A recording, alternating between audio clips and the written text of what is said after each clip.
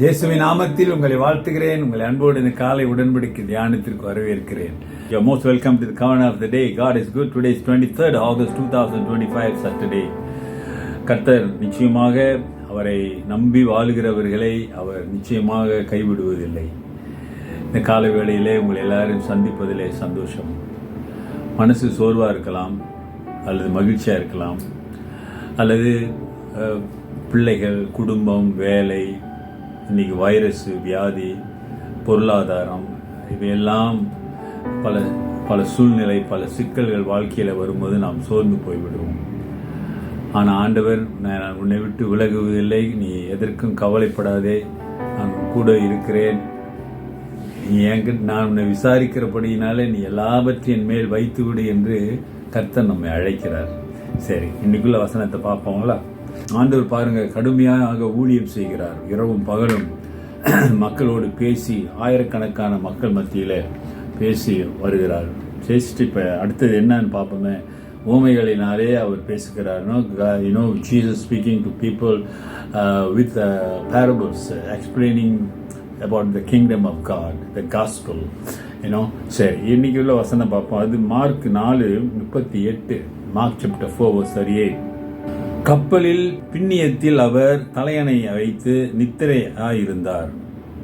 அவர்கள் அவரை எழுப்பி, போதகரே, நாங்கள் மடிந்து போகிறது உமக்கு கவலை இல்லையா என்றார்கள். But he was in the strain, asleep on the pillow, and they awake him and say to him, Teacher, do you not care that we are perishing? Hallelujah. அப்போ படகு பயணம் போய் கொண்டிருக்கிறாங்க.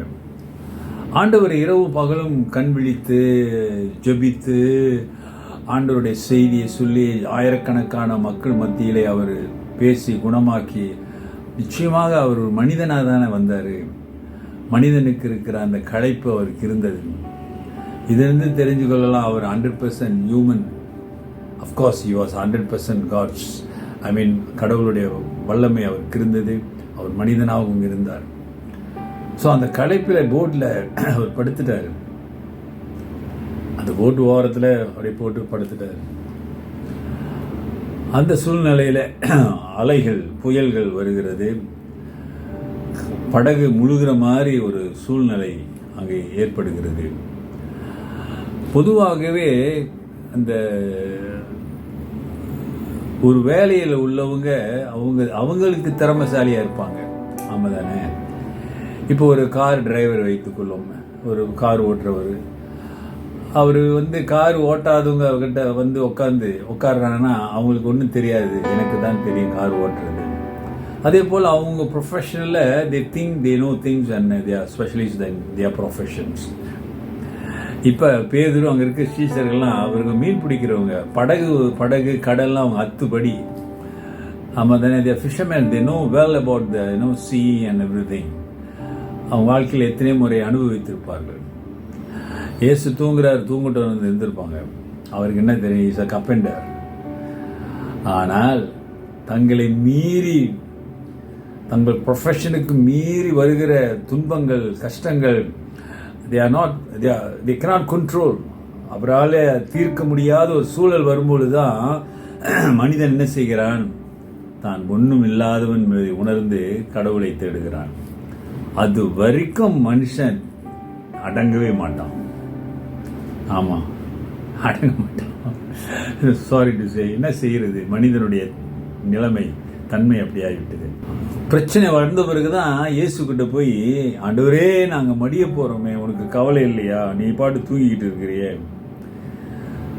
போதகரே, நாங்கள் மடிந்து போகிறது உனக்கு கவலை இல்லையா என்றார்கள். இந்த கேள்வியே தப்பு.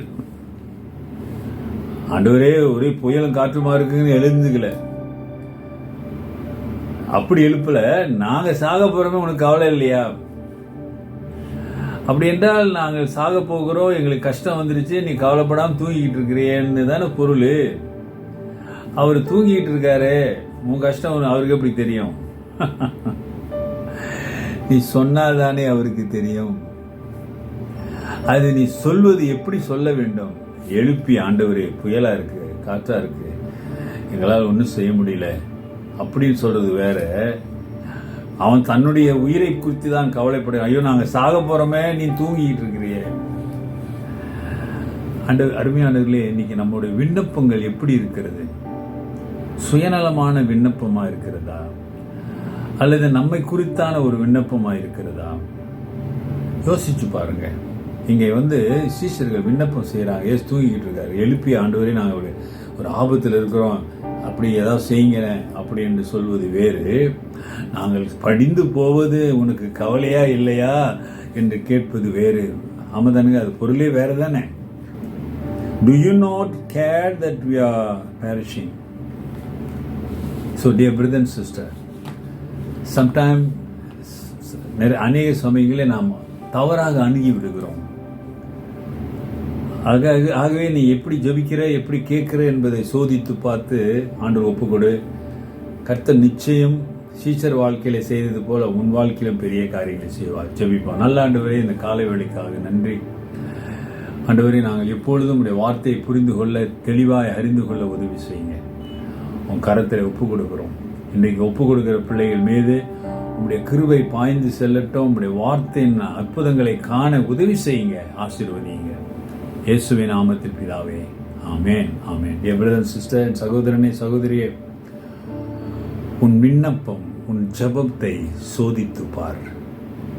நீ எப்படி ஆண்டவரை அணுகுகிறாய்? Take care and God bless you.